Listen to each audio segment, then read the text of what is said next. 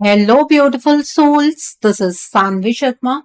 I welcome you all to my YouTube channel Soulful Journey.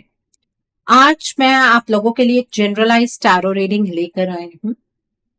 आप कभी feel करते हैं कि आपके रिश्ते के बीच कुछ तो है, कोई ऐसी प्रेजेंस जो नजर नहीं आती पर महसूस जरूर होती है। जैसे आपके पार्टनर बदल रहे हैं, उनकी एनर्जी, उनका बिहेवियर, उनकी प्रायोरिटीज, सब कुछ धीरे धीरे स्लिप हो रहा है आपके हाथों से। पर सवाल ये है कि सच में कोई थर्ड पार्टी है या सिर्फ आपका डाउट है, और अगर है तो उसकी असल सच्चाई क्या है। क्या वो सिर्फ एक टेम्परेरी अट्रैक्शन है या फिर कोई ऐसी मैनिपुलेशन, कोई ऐसा इन्फ्लुएंस जो आपके पार्टनर को आपसे दूर खींच रहा है बिना उन्हें खुद समझ आए। आज की इस रीडिंग में हम सरफेस लेवल बातें नहीं करेंगे, हम सीधा उस सच तक जाएंगे जहां से सब कुछ शुरू हुआ था। आप जानेंगे कि आपके पार्टनर इस थर्ड पार्टी के साथ इमोशनली कितने इन्वॉल्व हैं, क्या वो सच में उनके लिए इंपॉर्टेंट है या बस एक इल्यूजन है, और सबसे इंपॉर्टेंट, क्या ये थर्ड पार्टी आपका रिश्ता तोड़ सकती है या फिर सिर्फ एक टेस्ट बनकर आई है। अगर आप रेडी हैं अपने रिश्ते की असली रियलिटी को देखने के लिए, तो चलिए शुरू करते हैं और जानते हैं कि आपके रिश्ते में इस थर्ड पार्टी की क्या सच्चाई है। आज की जो ये रीडिंग है, ये एक जनरलाइज रीडिंग है। बहुत सारी एनर्जीज निकल कर आएंगी। जो भी एनर्जीज आपके साथ रेजोनेट होंगी, आप उन्हीं एनर्जीज को पिक कीजिएगा। बाकी एनर्जीज आप दूसरों के लिए रहने दीजिएगा। आप मेल हैं, फीमेल हैं, मैरिड हैं, अनमैरिड हैं, डिवोर्स्ड हैं, एक्स्ट्रा मैरिटल अफेयर में हैं, लॉन्ग डिस्टेंस रिलेशनशिप में हैं या फिर किसी कॉम्प्लिकेटेड रिलेशनशिप में हैं, आज की रीडिंग डेफिनेटली आपके साथ रेजोनेट होगी। आज की रीडिंग में मैं किसी भी पर्टिकुलर ज़ोडिक साइन का नाम नहीं लूंगी, क्योंकि ये रीडिंग सभी ज़ोडिक साइंस के लिए है, सभी राशियों के लिए है। सो यहाँ पर जो कार्ड्स निकल कर आए हैं वो है the wheel of the year का कार्ड है, टू ऑफ कैंडल्स का कार्ड है, 10 ऑफ पेंटिकल्स का कार्ड है, द वर्ल्ड ट्री का कार्ड है, पेज ऑफ पेंटिकल्स का कार्ड है, एस ऑफ कैलसेस का कार्ड है, 2 ऑफ पेंटिकल्स का कार्ड है, 10 ऑफ कैलसेस का कार्ड है, 3 ऑफ एथेम्स का कार्ड है, 5 ऑफ वैंस का कार्ड है, and bottom of the deck पर यहाँ पर द स्टार का कार्ड है। तो आइए जानते हैं कि कार्ड्स क्या कह रहे हैं। सबसे पहला कार्ड जो मैं यहाँ पर पिक करने जा रही हूँ वो है 10 ऑफ कैलसेस का कार्ड है। आप इस वक्त जो देख रहे हैं ना, वो आपके दिल को कंफ्यूज कर रहा है। आपको लग रहा है कि आपके पार्टनर किसी और के साथ खुश हैं, जैसे उन्होंने अपनी एक नई दुनिया बना ली है जहां सब कुछ परफेक्ट चल रहा है। आपके दिमाग में बार बार यही थॉट आ रहा है कि शायद अब उन्हें आपकी जरूरत नहीं रही, शायद अब वो इमोशनली वहां शिफ्ट हो गए हैं। पर मैं आपसे एक सिंपल सा सवाल पूछना चाहती हूँ, क्या सच में सब कुछ उतना ही परफेक्ट है जितना आपको दिख रहा है? यहाँ एनर्जी ये कह रही है कि जो पिक्चर आप देख रहे हैं वो कंप्लीट रियलिटी नहीं है। बाहर से सब कुछ स्टेबल, हैप्पी और सेटल लग सकता है, लेकिन अंदर से ये उतना स्ट्रांग नहीं है जितना दिख रहा है। आपके पार्टनर इस वक्त एक ऐसी सिचुएशन में है जहां वो चीजों को मैनेज कर रहे हैं, कंट्रोल करने की कोशिश कर रहे हैं और एक इमेज मेंटेन कर रहे हैं। कभी कभी इंसान खुद को भी ये बिलीव करवा देता है कि सब ठीक है, सिर्फ इसलिए ताकि वो अपनी एक्चुअल फीलिंग्स को इग्नोर कर सके। यहाँ भी कुछ ऐसा ही हो रहा है।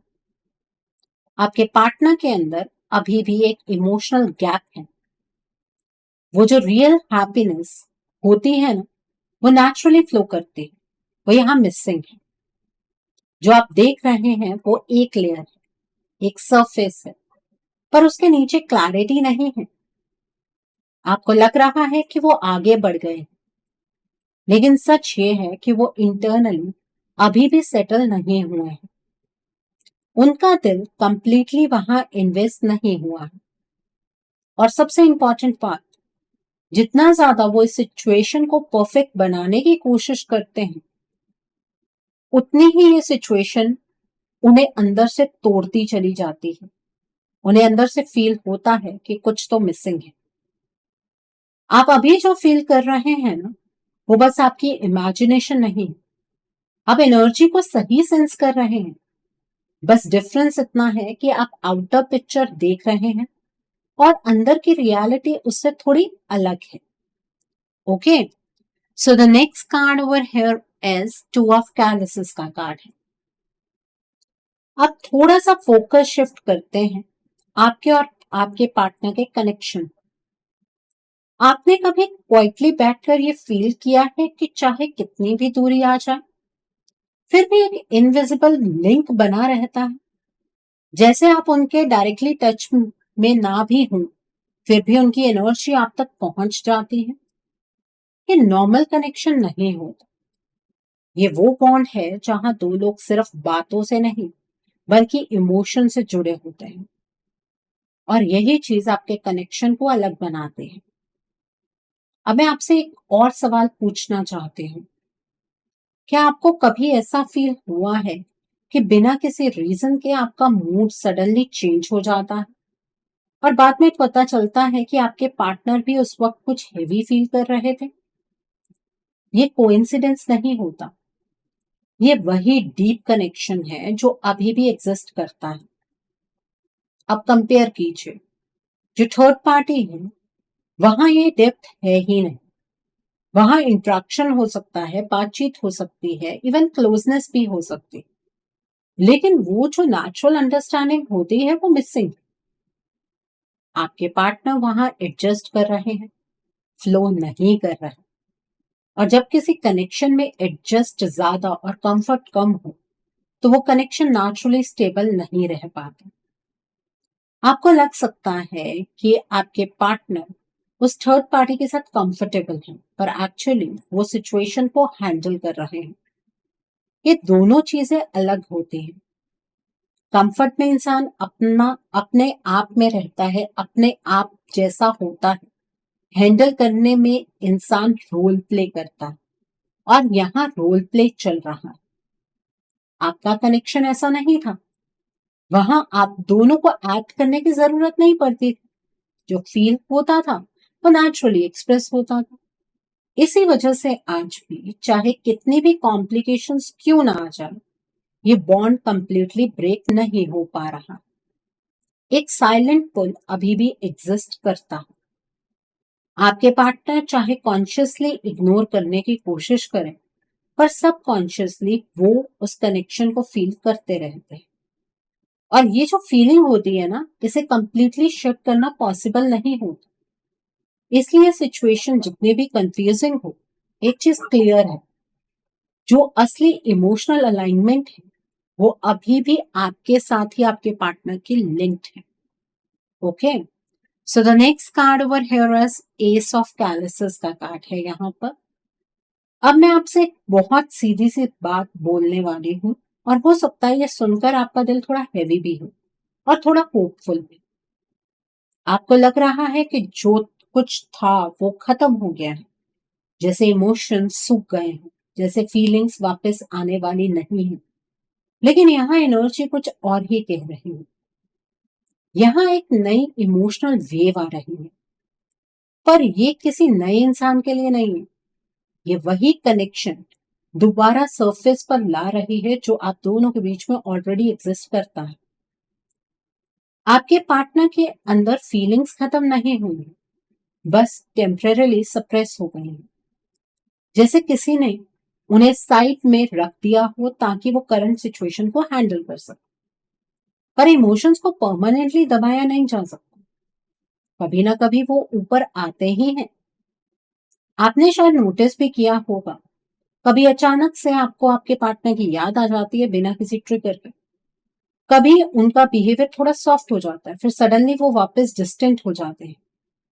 ये रैंडम नहीं है, ये उनके अंदर चल रही इमोशनल वेव्स हैं।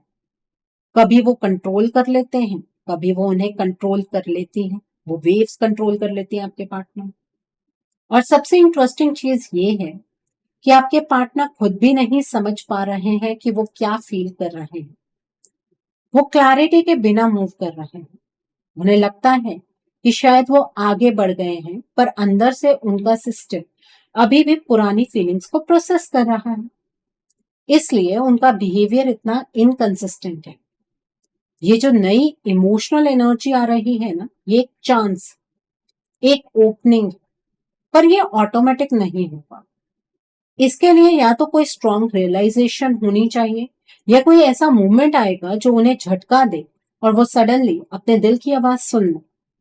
अभी के लिए ये सब कुछ क्वाइटली हो रहा है, सरफेस पर कुछ और चल रहा है, पर अंदर एक अलग ही स्टोरी बिल्ड हो रही है।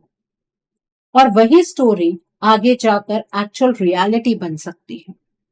Okay, so the next card over here is page of pentacles का कार्ड है यहाँ पर। अब यहाँ एनर्जी थोड़ी ग्राउंडेड हो जाती है, और सच कहना हो तो ये कार्ड आपको रियलिटी का एक इंपॉर्टेंट एंगल दिखाता है। आपके पार्टनर इस वक्त एक ऐसे फेज में है जहां वो सीख रहे हैं, पर ओपनली एक्सेप्ट नहीं कर रहे हैं। उन्होंने जो डिसीजंस लिए, जो डायरेक्शन चूज की, उसका एक्चुअल रिजल्ट अब धीरे धीरे उनके सामने आ रहा है। शुरू में शायद आपके पार्टनर के लिए सब कुछ उन्हें एक्साइटिंग लगा होगा, नया एक्सपीरियंस, नई अटेंशन या एक अलग टाइप का कनेक्शन। और इसी एक्साइटमेंट में उन्होंने चीजों को इतना डीपली एनालाइज नहीं किया, पर अब वो ऑब्जर्व कर रहे हैं चुपचाप। वो हर छोटी चीज नोटिस कर रहे हैं। कौन उन्हें कैसे ट्रीट करता है, कौन उन्हें समझने की कोशिश करता है, और कौन सिर्फ सिचुएशन का फायदा उठाता है। ये जो रियलाइजेशन है ना, ये एक दिन में नहीं आती, ये धीरे धीरे बिल्ड होती है। और अब वो फेज चल रहा है। आपको बाहर से लग सकता है कि सब नॉर्मल है, पर अंदर एक साइलेंट कंपैरिजन चल रहा। आपके पार्टनर अपने पास्ट को याद करते हैं और प्रेजेंट से कंपेयर करते हैं, और इसी कंपैरिजन में उन्हें वो डिफरेंस फील हो रहा है जिसे वो इग्नोर करने की कोशिश कर रहे थे। सबसे इंटरेस्टिंग बात यह है कि वो खुद भी फील कर रहे हैं कि जैसे उनकी पर्सनालिटी है वैसा वो बिहेव नहीं कर रहा है, जैसे उनके डिसीजंस उनकी नेचुरल पर्सनालिटी से मैच नहीं कर रहे हैं। कभी कभी उन्हें खुद पर डाउट होता है कि वो ऐसा क्यों रिएक्ट कर रहे हैं, क्यों इतने कंफ्यूज्ड हैं, और क्यों उन्हें क्लैरिटी नहीं मिल रही। ये कंफ्यूजन ही उनका बिगेस्ट लेसन बन रहा है, क्योंकि जब इंसान कंफ्यूज होता है तभी वो सीखता। क्लैरिटी अक्सर कंफ्यूजन के बाद ही आती है, और अभी वो उसी प्रोसेस में है। वो ओपनली कुछ नहीं बोल रहे हैं, पर इंटरनली बहुत कुछ समझ रहे हैं। आपको लग रहा है कि सब कंट्रोल से बाहर जा रहा है, पर एक्चुअली यहाँ एक इंटरनल शिफ्ट चल रहा है। स्लो है पर पावरफुल है, और जब ये शिफ्ट कंप्लीट होगा तब उनके एक्शंस भी चेंज होने लगेंगे। तो यहाँ तक आपके पार्टनर के इमोशंस अभी भी आपकी तरफ ही इंक्लाइन नजर आ रहे हैं। सो ये एनर्जी आपके रिश्ते के लिए बहुत ज्यादा पॉजिटिव है। इस एनर्जी को क्लेम करने के लिए आप कमेंट सेक्शन में 444 हार्ट जरूर टाइप कीजिएगा। Okay, so coming back to the reading, the next card over here is the wheel of the year का कार्ड है। अब आपका रिश्ता यहाँ पर एक नया टर्न लेता है, और यहाँ जो एनर्जी आ रही है वो सिंपल अट्रैक्शन वाली बिल्कुल भी नहीं है। यहाँ पर एक चीज नजर आ रही है कि जो थर्ड पार्टी आप दोनों के बीच में एग्जिस्ट कर रही है ना, ये एक कार्मिक लूप है। मतलब आपके पार्टनर का इस थर्ड पार्टी के साथ, आपका इस थर्ड पार्टी के साथ, या आप दोनों का इस थर्ड पार्टी के साथ आज का कनेक्शन नहीं है, बल्कि ये कोई पुराना अनफिनिश्ड साइकिल है जो कंटिन्यू हो रहा है। आपके पार्टनर और इस थर्ड पार्टी के बीच एक ऐसा पैटर्न है जो पहले भी एक्टिवेट हुआ था। शायद आपको डायरेक्टली पता ना हो, पर एनर्जी क्लियरली दिखाती है कि इस थर्ड पार्टी ने पहले भी आपके रिश्ते में एंटर करने की कोशिश की थी। उस वक्त आपके पार्टनर ने इस कनेक्शन को रोक दिया था, आपके पार्टनर ने बाउंड्री लगाई थी, उन्होंने क्लियरली डिसाइड किया था कि ये उनके लिए सही नहीं है। लेकिन कार्मिक एनर्जीज तब तक पीछा नहीं छोड़ती हैं जब तक उनका लेसन कंप्लीट ना हो। इस बार एंट्री थोड़ी अलग हुई है। इस बार चीजें ज्यादा फास्ट हुई हैं, ज्यादा इंटेंस हुई हैं और बिना प्रॉपर क्लैरिटी के आगे बढ़ी हैं। आपके पार्टनर को भी समझ नहीं आ रहा कि वो इस थर्ड पार्टी की तरफ इतना पुल क्यों फील कर रहे हैं। उन्हें लग रहा है जैसे कोई फोर्स उन्हें बार बार वहीं ले जा रही है। ये जो आपके पार्टनर और इस थर्ड पार्टी के बीच में है, ये कोई नेचुरल कनेक्शन नहीं है।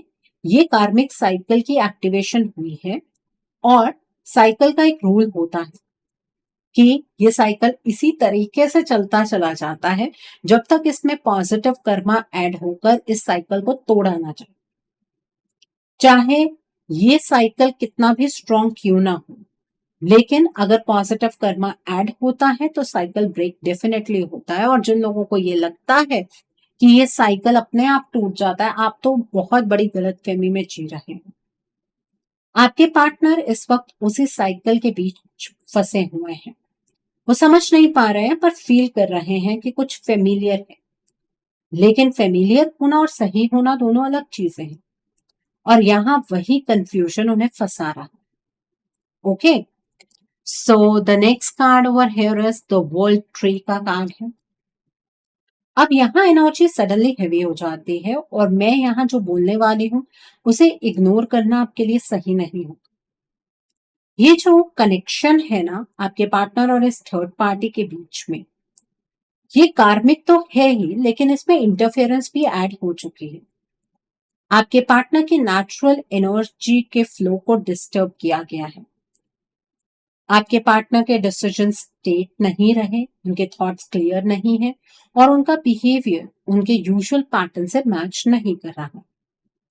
यहाँ स्ट्रॉन्ग इंडिकेशन आ रही है कि इस थर्ड पार्टी ने अपनी जगह सिर्फ नॉर्मल तरीके से नहीं बनाई है। डार्क एनर्जी का यूज हुआ है, मैनिपुलेशन हुई है और स्पेसिफिकली ऐसी प्रैक्टिसेस की गई हैं जिससे आपके पार्टनर का इमोशनल बैलेंस शिफ्ट हो। स्पेल वर्क का भी क्लियर साइन दिख रहा है। आपने नोटिस किया होगा कि आपके पार्टनर का बिहेवियर सडनली चेंज हुआ, जैसे वो एकदम अलग इंसान बन गए। कभी वो खुद भी कंफ्यूज्ड होते होंगे कि वो क्या कर रहे हैं, क्यों रिएक्ट कर रहे हैं। ये आपके पार्टनर और थर्ड पार्टी के बीच में जो अट्रैक्शन है, ये कोई नॉर्मल अट्रैक्शन नहीं है, ये इन्फ्लुएंस्ड अटैचमेंट है और यहाँ इंटेंशन भी कोई प्योर नहीं है। ये जो कनेक्शन इस थर्ड पार्टी ने आपके पार्टनर के साथ बनाया है, ये कोई प्यार के लिए नहीं बनाया। इसका फोकस बेनिफिट है, चाहे वो फाइनेंशियल हो या फिजिकल लेवल पर कंट्रोल हो या फिजिकल इंटीमेसी। और इसी वजह से आपके पार्टनर की एनर्जी धीरे धीरे ड्रेन हो रही है। वो स्टेबल फील नहीं कर रहे हैं पर उन्हें समझ नहीं आ रहा है कि क्यों ऐसा हो रहा। ये सिचुएशन उनके कंट्रोल से बाहर जा रही है और इसी वजह से क्लैरिटी और भी डिले हो रही है। और ये थर्ड पार्टी एक दो मुंहा सांप है जो आपके पार्टनर के सामने तो अपनी बहुत अच्छी इमेज बना चुकी है बातों से, लेकिन आपके पार्टनर की एनर्जी को डस रही है। अब आपके माइंड में ये सवाल होगा कि मैम हमने तो अपने पार्टनर को समझाया भी, लेकिन हमारे पार्टनर हमारी तो कोई बात नहीं सुन रहे हैं, इस थर्ड पार्टी की हर एक बात को मानते हैं। बिल्कुल मानेंगे, क्योंकि इस थर्ड पार्टी ने अपना कंट्रोल उस तरीके का बनाया हुआ है। ये सच्चाई है इस थर्ड पार्टी की जो आपके पार्टनर के सामने इस तरह से नहीं आ सकती है। ये सच्चाई आपके पार्टनर के सामने तभी आएगी जब आपके पार्टनर अपनी बेसिक एनर्जीज में वापस आएंगे और वो तभी आ सकते हैं जब उनकी एनर्जीज पॉजिटिव होंगी, ये कार्मिक साइकिल ब्रेक होगा। तो जो लोग अपने रिश्ते को लेकर सीरियस हैं, आपसे मैं एक चीज कहना चाहूंगी कि आपको अपने रिश्ते के लिए एक रीडिंग बुक करनी चाहिए। रीडिंग में आप ब्लॉकेजेस को जानिए, अकॉर्डिंगली आप अपने रिश्ते के लिए कोई हीलिंग का प्रोसेस या फिर कोई रेमेडी गो थ्रू कर सकते हैं। अगर आप मेरे साथ ये रीडिंग बुक करना चाहते हैं तो मेरे व्हाट्सएप के थ्रू या फिर मेरी ईमेल आईडी के थ्रू आप ये रीडिंग बुक कर सकते हैं। मेरा व्हाट्सएप नंबर और ईमेल आईडी स्क्रीन पर फ्लैश होंगे आप मुझे डायरेक्ट कॉल नहीं करेंगे, आप मुझे व्हाट्सएप पर मैसेज कीजिए, मेल ड्रॉप कीजिए, मैं आपको रिप्लाई ज़रूर दूँगी। डायरेक्ट कॉल पिक कर पाना मेरे लिए पॉसिबल नहीं हो पाता है। मैं आपको ये नहीं कहूँगी कि आपको रीडिंग सिर्फ मेरे साथ ही बुक करनी है। आपको जिस पर फेथ है आप उनके साथ रीडिंग बुक कर सकते हैं, कोई प्रॉब्लम नहीं है। बट अपने रिश्ते के लिए स्टैंड ले लीजिए, क्योंकि इस थर्ड पार्टी की इंटेंशन है आपको एलिमिनेट करने की, और वो साइकिल भी जल्द चैनलाइज हो जाएगा। आने वाले वक्त में एक साइकिल ऐसा चैनलाइज होगा जहां पर ये एनर्जीज रिवर्स नहीं हो पाएंगी। तो मर्जी आपकी है, आपका रिश्ता है। Okay, so coming back to the reading, the next card over here is Five of Wands का कार्ड है।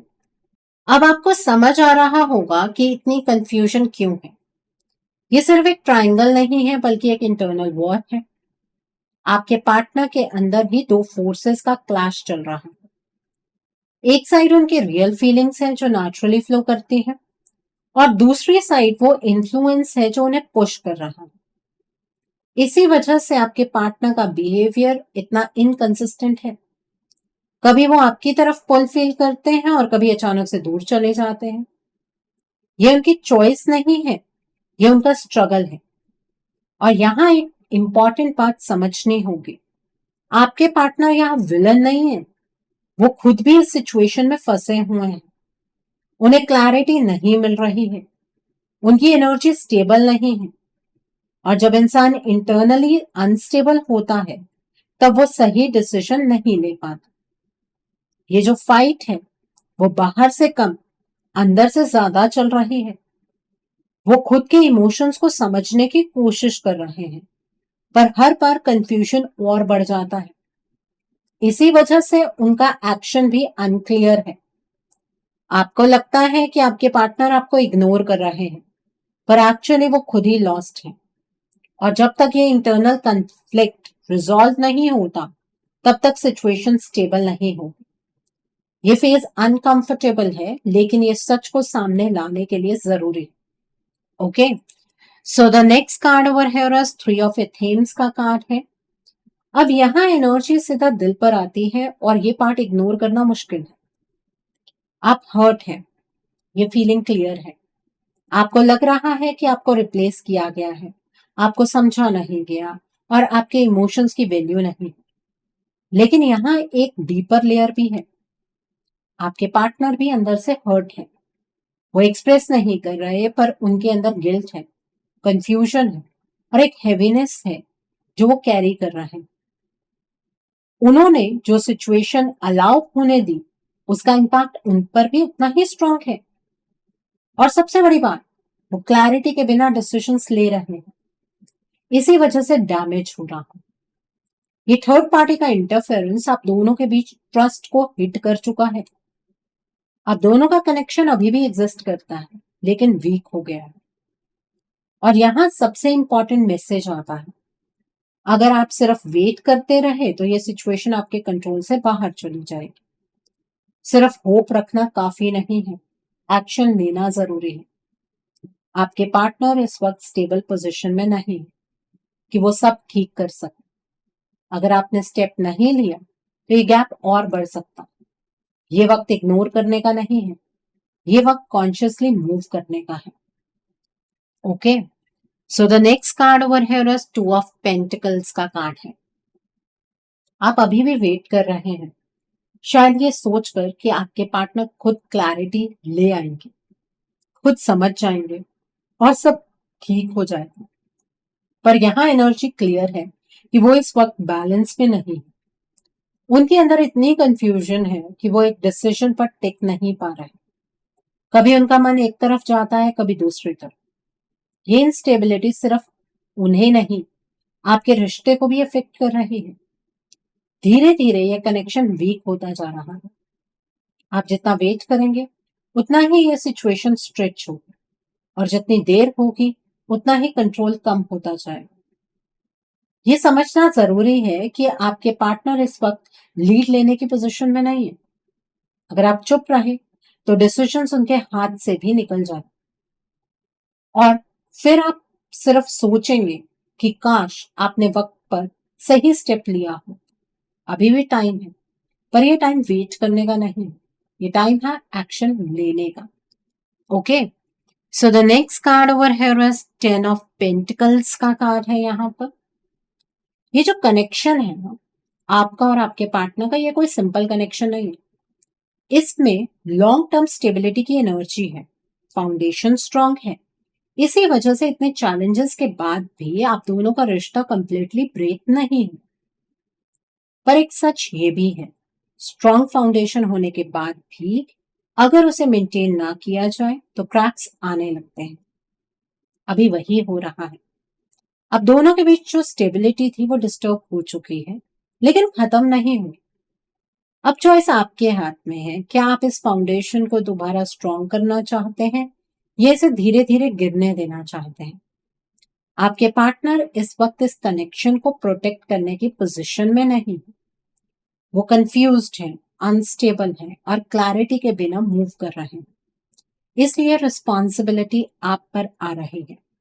अगर आपने भी एफर्ट नहीं लिया तो ये बॉन्ड सिर्फ मेमोरी बन जाएगा।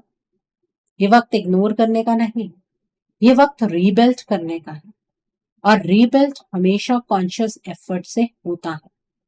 Okay, so the next card over here is यहाँ पर द स्टार का कार्ड है। अब ये है फाइनल मैसेज कि सब कुछ खत्म नहीं हुआ। होप अभी भी एग्जिस्ट करती है, आपके रिश्ते में हीलिंग पॉसिबल है, पर सिर्फ तब जब आप एक्टिवली इसमें पार्टिसिपेट करेंगे। आपको अपनी एनर्जी को स्ट्रांग बनाना होगा, अपने इमोशंस को समझना होगा और अपने कनेक्शन के लिए स्टैंड लेना होगा। ये सिचुएशन आपको तोड़ने के लिए नहीं आई है, ये आपको जगाने के लिए आई है। आप जितना अपने आप को वीक फील करेंगे उतने ही ये थर्ड पार्टी स्ट्रांग होती जाएगी। पर जैसे ही आप अपनी पावर वापस लेंगे, एनर्जी शिफ्ट होने लगेगी। आपका रिश्ता अभी भी बच सकता है, पर सिर्फ तब जब आप वेट करना छोड़कर एक्शन लेना स्टार्ट करेंगे। ये एक टेस्ट है और इसका रिजल्ट आपके डिसीजन पर डिपेंड करता है। आप क्या चूज करेंगे, फियर या फिर एक्शन? क्योंकि इस बार डिसीजन ही फ्यूचर डिसाइड करेगा। सो चॉइस आपके हाथ में है। आपको अपने इस रिश्ते को बचाना है या बर्बाद होने देना है, ये मर्जी आपकी है। सो आई होप आज की रीडिंग से आपको बहुत सारी चीजों को लेकर क्लैरिटी मिली होगी। नीचे मुझे कमेंट सेक्शन में जरूर बताइएगा कि ये रीडिंग आपको कैसी लगी। वीडियो पसंद आई है तो लाइक करना मत भूलिएगा, अपने नियर एंड डियर वंस के साथ शेयर जरूर कीजिएगा। हो सकता है किसी को अपनी लाइफ को लेकर, अपने रिश्ते को लेकर कुछ क्लैरिटी मिल सके। So do share my video also. अगर आप मेरी रीडिंग से इन्फ्लुएंस्ड हैं और किसी पर्सनलाइज प्रॉब्लम का सॉल्यूशन मुझसे चाहते हैं तो आप अपनी पर्सनलाइज रीडिंग मेरे साथ बुक कर सकते हैं। ये बुकिंग आप मेरे व्हाट्सएप के थ्रू या फिर मेरी ईमेल आईडी के थ्रू बुक कर सकते हैं। मेरा व्हाट्सएप नंबर और ईमेल आईडी स्क्रीन पर फ्लैश होंगे। जिन लोगों ने अभी तक मेरे चैनल को सब्सक्राइब नहीं किया है, आप प्लीज मेरे चैनल को सब्सक्राइब कर लीजिए और बेल आइकन को प्रेस करना मत भूलिएगा, जिससे कि आपको नए नए वीडियोस की नोटिफिकेशन मिलती रहे। So, thanks for watching. See you soon.